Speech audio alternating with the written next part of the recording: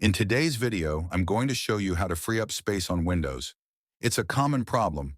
The C drive gets full really quickly, even when you don't store much on it. So let's see how you can fix that easily. First, go to the search bar on your computer and type File Explorer. Now click on Open, and you will land on a screen like this here. Click on this PC from the left side. Now choose C drive, then look for option Windows folder. Once you find it, click on it.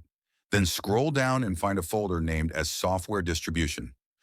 Open it, and inside it, you'll see another folder called Download. This folder contains old Windows Update files that are no longer needed once your system is updated. To clear them, press Ctrl+A to select all the files, and then press Shift+Delete to permanently delete them. We use Shift+Delete so that the files don't go to the recycle bin. They get removed completely. If some files don't get deleted, that's totally fine. Next, we'll clear some extra space by removing cache from the Microsoft Store. Press the Windows key and R together to open the Run box. Now, type WSRset and click OK. This will clear the Microsoft Store cache and might take a few minutes to finish. And that's it.